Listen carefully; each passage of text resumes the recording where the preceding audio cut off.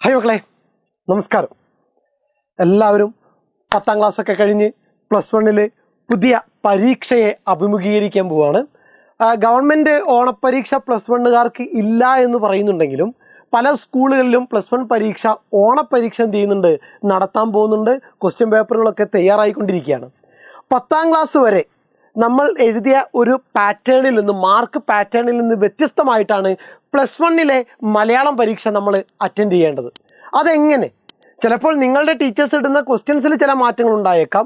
എന്നാൽ പൊതുവായിട്ട് എങ്ങനെയാണ് മലയാളം പരീക്ഷയ്ക്ക് ചോദ്യങ്ങൾ വരാൻ പോകുന്നത്, അതിൻ്റെ മാർക്ക് പാറ്റേൺ എങ്ങനെയാണ് എന്ന് നിങ്ങൾക്ക് മനസ്സിലാവുന്ന ഒരു ചെറിയ വീഡിയോ ആണ്. അപ്പോൾ എല്ലാവരും സെറ്റല്ലേ മക്കളെ, ഓക്കെ അല്ലേ? എന്നാൽ നമുക്ക് അങ്ങ് പിടിച്ചുവിടാം. +1 മലയാളം പരീക്ഷ എഴുതേണ്ടത് എങ്ങനെ? അതാണ് നമ്മുടെ ചോദ്യം, അതാണ് നമ്മുടെ ഉത്തരം. അതുകൊണ്ട് ഒട്ടും കൺഫ്യൂഷൻ ഇല്ലാത്ത രൂപത്തിലേക്ക് എന്ത് ചെയ്യുക, നമുക്ക് അങ്ങ് പോകേണ്ടതുണ്ട്. 2 മാർക്കിൻ്റെ ചോദ്യങ്ങളാണ്, ഒബ്ജക്റ്റീവ് ടൈപ്പ് ചോദ്യങ്ങളാണ്. 1 മുതൽ ഏകദേശം 8 വരെയുള്ള ചോദ്യ നമ്പറുകളിൽ ആദ്യം ഉണ്ടായിരിക്കുക. ഒബ്ജക്റ്റീവ് ടൈപ്പ് നിങ്ങൾക്കൊരു ചോദ്യം തരും. ആ ചോദ്യത്തിന് 4 ഒബ്ജക്റ്റീവ്സ് ഉണ്ടാവും. അതിൽ നിന്ന് ശരിയായിട്ടുള്ള 2 ഉത്തരങ്ങളാണ് നിങ്ങൾ തിരഞ്ഞെടുക്കേണ്ടത്. ശ്രദ്ധിക്കുക, നിങ്ങൾക്ക് തരുന്ന ചോദ്യത്തിനോട് കൃത്യമായിട്ട് പൊരുത്തപ്പെടുന്ന 2 ഉത്തരങ്ങൾ നിങ്ങളുടെ ഓപ്ഷൻസിൽ ഉണ്ടായിരിക്കും. ആ ഓപ്ഷൻസിൽ നിന്ന് 2 ശരിയായിട്ടുള്ള ഉത്തരങ്ങൾ തിരഞ്ഞെടുത്തു കഴിഞ്ഞാൽ നിങ്ങൾക്ക് കിട്ടാൻ പോകുന്നത് 2 മാർക്കാണ്.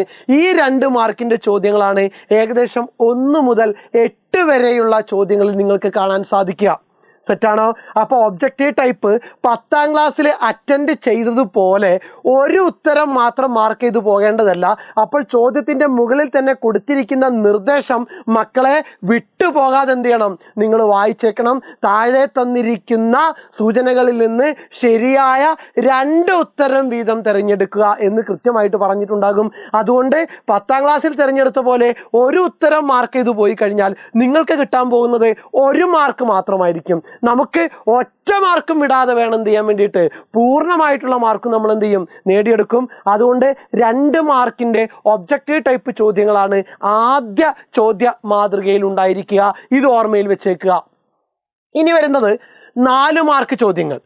നമ്മൾ അര പേജിൽ ഒരു പേപ്പർ ഷീറ്റ് നമ്മുടെ കയ്യിലേക്ക് കിട്ടിക്കഴിഞ്ഞാൽ ആ പേപ്പർ ഷീറ്റിൻ്റെ അര പേജിൽ കവിയാത്ത രൂപത്തിൽ ഇത്രയും മേഖലയിൽ നമ്മൾ എന്ത് ചെയ്യും, ഉത്തരങ്ങൾ എഴുതുന്ന രീതിയാണ് 4 മാർക്കിനുള്ള ചോദ്യങ്ങൾ എന്ന് പറയുന്നത്. അത്രയും മേഖലയിൽ തന്നെ എഴുതിയേക്കണം. 4, 5, 6 ചോദ്യങ്ങൾ ഉണ്ടായിരിക്കും. മൊത്തം 80 മാർക്കിൻ്റെ ചോദ്യങ്ങളാണ് സാധാരണ രീതിയിൽ എന്ത് ചെയ്യാറുള്ളത്, മലയാളം പരീക്ഷയ്ക്ക് ഉണ്ടാവാറുള്ളത്. ചിലപ്പോൾ ഓണപ്പരീക്ഷയ്ക്ക് നിങ്ങൾക്ക് 40 മാർക്കിൻ്റെ ചോദ്യമായി മാറാനുള്ള സാധ്യതയുണ്ട്.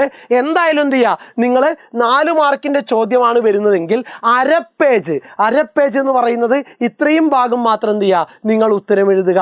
അവിടെ തീർന്ന നമ്മുടെ ചോദ്യങ്ങൾ ഇല്ല. അടുത്ത നമ്മൾ പോകുന്നത് 6 മാർക്ക് ചോദ്യങ്ങളിലേക്കാണ്. 6 മാർക്ക് കിട്ടുന്ന ചോദ്യങ്ങൾ.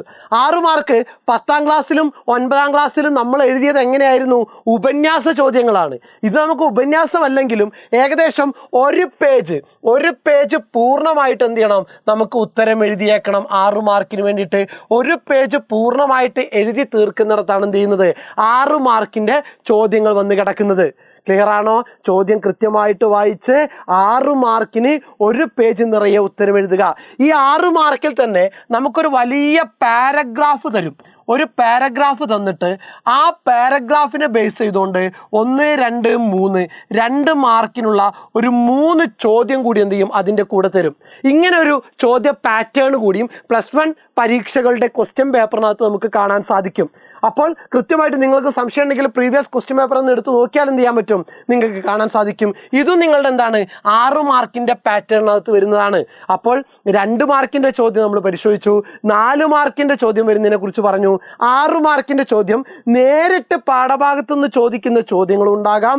പ്ലസ് ഒരു പാരഗ്രാഫ് അല്ലെങ്കിൽ ഒരു കവിത തന്നിട്ട് ആ കവിത വായിച്ച് താഴെ തന്നിരിക്കുന്ന 3 ചോദ്യങ്ങൾക്ക് കൃത്യമായിട്ട് ഉത്തരം മാർക്ക് ചെയ്ത് കഴിഞ്ഞാൽ ഓരോന്നിനും 2 മാർക്ക് വീതം നിങ്ങൾക്ക് എത്ര കിട്ടും, ടോട്ടൽ 6 മാർക്ക് കിട്ടുന്ന ഒരു സെറ്റ് ക്വസ്റ്റ്യൻ എന്ത് ചെയ്യും, നിങ്ങളുടെ ക്വസ്റ്റ്യൻ പേപ്പറിനകത്ത് ഉണ്ടാവും. സെറ്റാണോ മക്കളെ? റെഡി ആണോ? എല്ലാവരും ഒന്ന് ചില്ലായിട്ടിരുന്നേ. അടിപൊളിയായിട്ടിരുന്നേ. Okay, ready. ദെൻ നെക്സ്റ്റ് നമ്മുടെ ഉപന്യാസ ചോദ്യം 8 മാർക്കിനുള്ളതാണ്. 8 മാർക്കിനുള്ള ഉപന്യാസ ചോദ്യം. ആ 8 മാർക്കിനുള്ള ഉപന്യാസ ചോദ്യം ഏകദേശം 2 പേജോളം അല്ലെങ്കിൽ 1.5 പേജോളം, 2 പേജാണ് നമ്മൾ കണക്കാക്കുന്നത് അല്ലേ. 1.5 പേജോളം എന്ത് ചെയ്യണം, നമ്മൾ എഴുതി തീർക്കേണ്ടതുണ്ട്. ഇത്രയും ഭാഗം പൂർത്തിയാക്കിയിട്ട് എത്രയാണോ ഇൻസ്ട്രക്ഷൻ തരുന്നത്, 1.5 പേജാണെങ്കിൽ 1.5 പേജ്, 2 പേജാണെങ്കിൽ 2 പേജ് എന്ത് ചെയ്യണം, നമ്മൾ പൂർത്തിയാക്കി എഴുതിയിരിക്കണം. ഇത്തരത്തിലുള്ള 2 ചോദ്യങ്ങളായിരിക്കും എന്ത് ചെയ്യുക, പരീക്ഷയ്ക്കുണ്ടായിരിക്കുക. അപ്പോൾ സെറ്റാണല്ലോ. ഇനി പരീക്ഷാ ഹാളിലേക്ക് കടക്കുന്ന സമയത്ത് ചോദ്യം എങ്ങനെ വരും എന്നോർത്ത് നിങ്ങൾ എന്ത് ചെയ്യേണ്ട, ഉത്കണ്ഠപ്പെടേണ്ടതില്ല. 10ാം ക്ലാസ്സിലെ ക്വസ്റ്റ്യൻ പേപ്പറിൽ നിന്ന് പൂർണ്ണമായും വ്യത്യസ്തമായിട്ടാണ് +1 +2 മലയാളത്തിൻ്റെ ചോദ്യ പേപ്പറുകൾ വരാൻ പോകുന്നത്. അത് നമ്മൾ എജുപോർട്ടിലെ കുട്ടികൾക്ക് ആദ്യത്തെ ചോദ്യ പേപ്പർ ആവരുത്. നമ്മളത് കണ്ട് പരിചയിച്ചു, മുൻകൂട്ടി തന്നെ ധാരണയോട് കൂടിയാണ് നമ്മൾ എന്ത് ചെയ്യാൻ പോകുന്നത്, പരീക്ഷാ ഹാളിലേക്ക് പ്രവേശിക്കാൻ പോകുന്നത്. അപ്പോൾ എല്ലാവരും സെറ്റല്ലേ, പരീക്ഷയ്ക്ക് വേണ്ടി സെറ്റല്ലേ? ഈ ക്ലാസ്സുകൾ നിങ്ങളുടെ +1 മിക്കവാറും ആദ്യ യൂണിറ്റ് മാത്രമാണ്. ആദ്യ യൂണിറ്റിൽ നിന്ന് പരീക്ഷ വരാവുന്ന ചോദ്യങ്ങളും പാഠഭാഗത്തിൻ്റെ സംഗ്രഹങ്ങളും ഉൾപ്പെടെയുള്ള ഒരു ക്ലാസ്സുമായിട്ട്, ഒരു ക്ലാസ്സല്ല 1ലധികം ക്ലാസ്സുമായിട്ട് മാഷ് നിങ്ങളോടുകൂടെ വരാൻ പോകുന്നുണ്ട്. എൻ്റെ പേര് ഞാൻ ആദ്യമേ പറയാൻ വിട്ടുപോയി, എൻ്റെ പേര് ജയ്സൽ എന്നാണ്. എല്ലാവരും എന്ത് ചെയ്യുക, ഒന്ന് ഓർമ്മയിൽ വെച്ചേക്കുക. നമ്മുടെ മലയാളം ക്ലാസ്സുകൾ എടുക്കുന്നത് ഞാനായിരിക്കും. ഓക്കെ, സെറ്റാണല്ലോ. Thank U.